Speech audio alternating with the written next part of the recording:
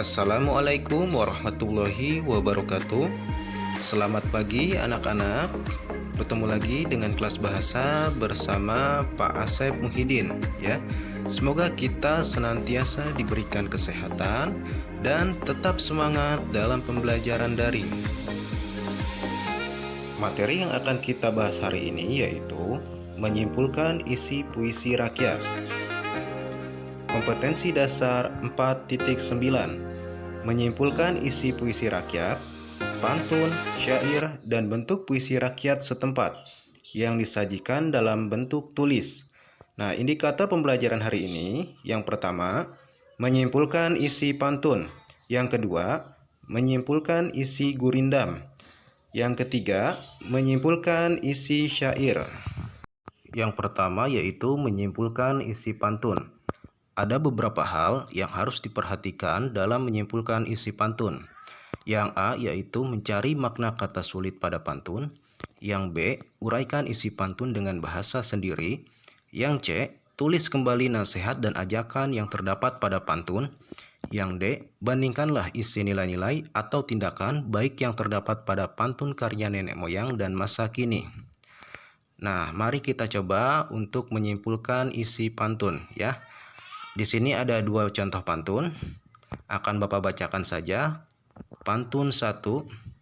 Air surut memungut bayam, sayur diisi ke dalam kantung.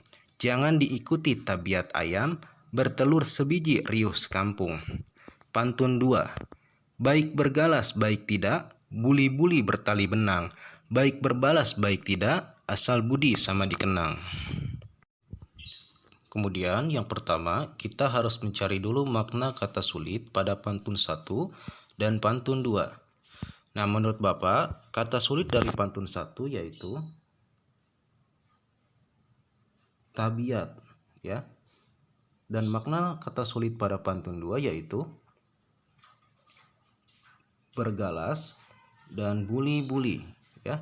Nah, kalian bisa mencoba untuk mencari arti dari kata tersebut, bisa dari internet atau kamus bahasa Indonesia dan media-media lainnya ya.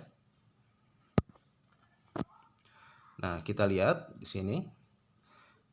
Nah, kata sulit dari tabiat artinya perangai, watak atau budi pekerti ya. Dan kata sulit dari bergalas yaitu pikulan. Dan kata sulit dari buli-buli yaitu guci yang terbuat dari tanah liat ya. Nah, kemudian yang C, tulis kembali nasihat dan ajakan yang terdapat pada pantun tersebut. Nah, di sini dalam pantun 1 mengajak bahwa kita tidak perlu mengumbar-ngumbar kepada orang lain tentang kebaikan kita ya. Dan pantun 2 yaitu bahwa kebaikan atau budi seseorang itu pasti akan dikenang ya. Nah, kemudian yang terakhir yaitu yang D, bandingkanlah isi nilai-nilai atau tindakan baik yang terdapat pada pantun karya nenek moyang dan pantun masa kini. Nah, di sini ada perbandingan pantun nenek moyang dan pantun masa kini ya. Pantun nenek moyang terdiri dari dua nilai, yaitu nilai sosial dan nilai moral. Yang pertama, nilai sosial menyarankan tata cara dalam hidup bermasyarakat seperti saling menghargai, saling membantu.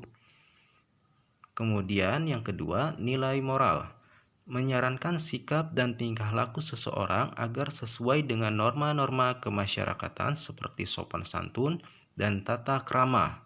Jadi kalau pantun nenek moyang itu lebih ke nilai sosial dan nilai moral. Kemudian pantun masa kini juga ada dua nilai yaitu nilai pendidikan dan nilai agama. Yang pertama nilai pendidikan menyarankan untuk belajar dengan sungguh-sungguh agar cita-cita dapat tercapai.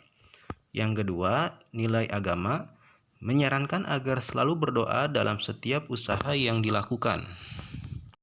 Nah, yang kedua yaitu menyimpulkan isi gurindam.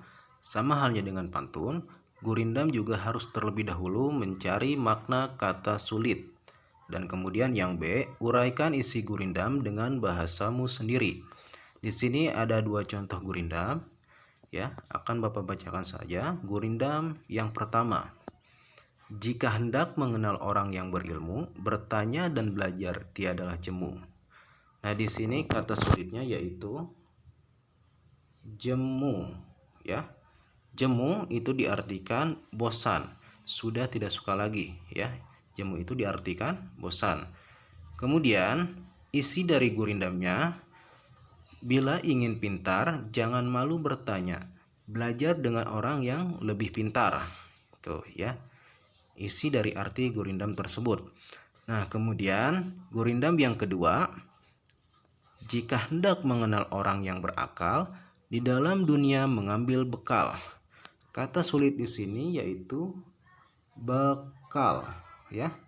Bekal itu sesuatu yang disediakan untuk digunakan dalam perjalanan. Isi gurindam tersebut, selalu bertindak dengan akal yang sehat.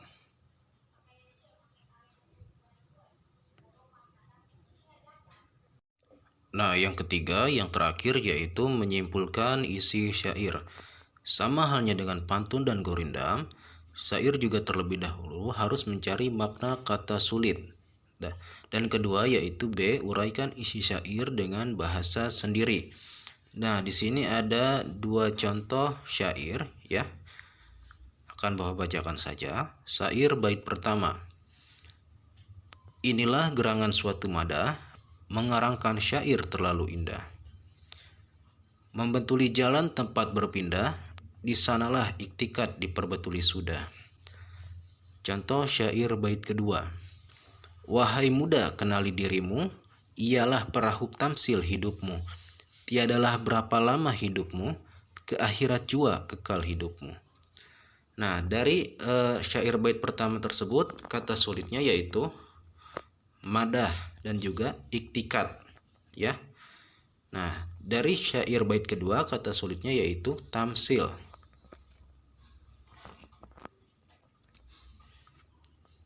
Nah, arti dari madah yaitu kata pujian, dan iktikat yaitu kepercayaan, keyakinan yang teguh.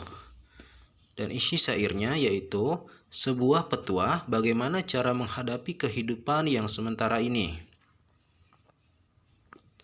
Kata sulit dari tamsil, tamsil yaitu artinya ibarat atau ajaran yang terkandung dalam cerita. Isi syair dari bait kedua yaitu pemuda perlu membekali diri dengan ilmu dan amal yang baik agar hidup menjadi berguna. Nah, itu saja yang dapat Bapak sampaikan. Semoga kalian dapat memahami dan menyimpulkan isi puisi rakyat dengan baik dan benar, ya. Nah, kalau tidak paham boleh tanya ke Bapak, ya, boleh di Classroom, di WA atau di komentar YouTube. Nah, selanjutnya ini tugas, ya, tugas hari ini. Silahkan cari makna sulit dari pantun di atas beserta artinya, ya. Kata sulitnya apa dan juga diartikan, ya. Kemudian yang B, uraikan isi pantun dengan bahasa kalian sendiri, ya. Pantun di atas itu artinya apa dengan bahasa kalian sendiri. Tugas ditulis di buku tulis bahasa Indonesia, dipoto kemudian kirim di Classroom. Jangan lupa dikasih nama dan kelas, ya. Terima kasih. Wassalamualaikum warahmatullahi wabarakatuh.